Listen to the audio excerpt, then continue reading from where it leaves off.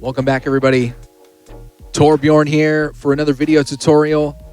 I've been getting this question quite a bit. What is the ideal list to set up your first home recording studio so we can start working on our album or demos or whatever?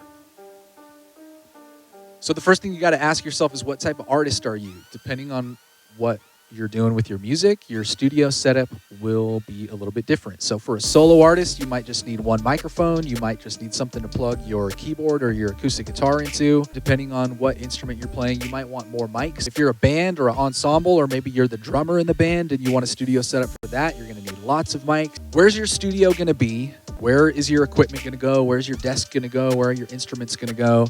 Got to think about noise limitations. If you're living in an apartment close to neighbors that don't like the loud noise, you're going to have to consider that. Maybe getting big speakers is not the way for you. You might want to invest more in headphones.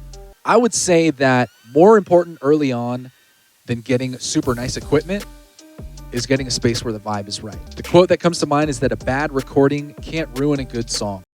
Pinterest is a really great resource for like home studio hacks. All these cool hacks with cheap IKEA furniture. Here's a good one from DJ Tech Tools. A couple pieces of IKEA furniture, and they were able to do a whole turntable setup, and they've got shelves here for some records. Let's talk a little bit about equipment. You're definitely going to want a computer. I would say in terms of all of the things that it pays to spend the most of your budget on, getting a nice computer will serve you better in the long run. The number one thing that would stifle my creativity, I found, is when I started running out of computer power. The other thing you're going to need is some recording software. Right now, I recommend going to ableton.com. They just extended their free trial of Live 10 Suite, which is their main recording software, up to 90 days. If you're a student or a teacher, Pro Tools has a lot of great options as well with education discounts. Also, if you are a Mac user or an Apple user, Logic is a great piece of software as well. Well, you're going to need an audio interface as well. The nice thing about the audio interfaces is that sometimes if you buy a certain one, sometimes they include software. It might be like a light or like a limited version of the software, but that can be a great place to start as well. If we're going for just the cheapest option, and all you need is a maximum of one microphone, this Euphoria USB audio interface is a great place to start if you're really on a budget. I would say look at the Focusrite Scarlett stuff. They've got a bunch of different interfaces if you type Focusrite Scarlett, depending on what you want to use. Like this one allows for one microphone and one instrument input, but as we go up the line, up to the $160 version, you can see that this one gives us what's called a combo jack. So you're able to plug a mic or an instrument in, and you'll get things like independent headphone volume control as you go up the price range as well. So you just kind of got to look at all of the different things that it has and pick the one that's right for you. Next thing we're going to need to look at is a microphone. If you're doing studio recordings from home, I would recommend looking at something that's called a condenser microphone. The components on the inside, instead of being magnets, are powered by like an electrical charge. And what that means for you is that you get a little bit better sound quality, a little better definition. So if you're someone who is like a singer, or you're recording an acoustic guitar or an acoustic piano, that condenser microphone will help capture the detail of that instrument a lot. One of the first microphones that I ever bought was made by Audio-Technica. This is an AT2020 for $100. Pretty good quality mic for $100. The AT4040, bigger brother. And basically all you're getting is just higher sound quality. Your voice is your instrument if you're a singer. I think your microphone choice is like part of your instrument. You got to find the right mic that fits your voice, and searching for some like audio recordings of people singing into different microphones. A $20 microphone, a $200 microphone, and a $2,000 microphone or something like that, and really gets into the details of how they sound different. You're also going to need a pair of headphones. I love the Sennheiser stuff for around $100. They sound great. They're super comfortable. I bet if you went on eBay, you could find this stuff available right now for even cheaper than that. The headphones that I personally use, if you can afford $150, man, these Beyerdynamic DT770 Pros, they're the most comfortable. The bass on them sounds like exactly like my speakers do, and I know that's a big problem for a lot of people in headphones. You're also going to need some cables. You may need some extra stuff like a headphone splitter if you want to collaborate with another person in the room.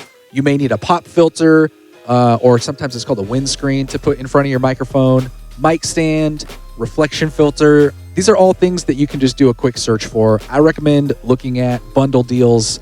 It's really easy to save a couple bucks. All right, so we got all our stuff. Now we need to plug it all in.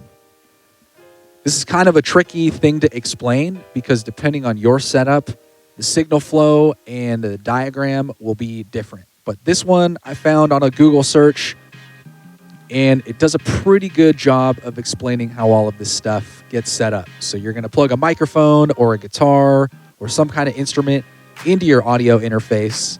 Your audio interface is going to send sound to and from your computer, and then the output that comes back from your computer is going to go to your speakers and to your headphones. So you got to imagine that one USB cable that's plugged into your computer and your audio interface is both sending sound that you're recording and giving you sound back to your headphones and speakers. Could be a whole other video that talks about the setup of all of this stuff. Just know that if you hit my DMs on Instagram or Facebook or anything like that, if you end up buying some equipment and you've got some questions about how to set it all up, I do my best to respond to everybody, and I can maybe draw you a picture or whatever needs to happen. So don't be a stranger if I can help you out with that stuff. Couple tips: microphone cables. There's something that you're going to use a lot. They're not just used for microphones. Sometimes you use them to plug speakers, any type of instrument that uses a DI box, which would be like an acoustic guitar, bass guitar, keyboard, DJ equipment, that type of stuff. These are the same type of cables that gets used for all of it. And it's just worth knowing that they have two different ends. So one end has pins on it, one end has holes on it. The pin sends.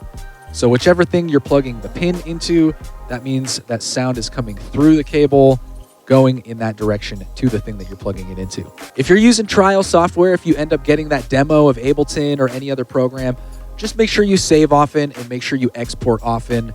If you're going to be using a condenser studio microphone, you're going to need to know about this thing called phantom power. Long story short, if you got a condenser microphone, you got to power it with electricity. Phantom power is 48 volts of electricity to power that type of microphone. If you want to know more about that, Google search will do it for you. Or if you just want to know that that's the button that you have to push on your interface in order to get your mic working, that'll do for now. There's two different sizes of headphones. The ones that plug into your like iPhone 6 or earlier, and 1/8 inch, unfortunately, is not the type of headphone plug that most professional audio equipment plugs into. This adapter, which usually only costs about $2, is what you're going to need in order to get your headphone plug to the right size. Another really great resource, Reddit Home Studios, Reddit Audio Engineering. There's lots of great videos on YouTube about how to plug all your equipment in.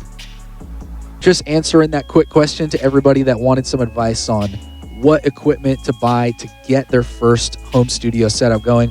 It really only takes like a couple $100 to get something set up that is pretty high quality. Thanks very much. See you in the next video. Peace out.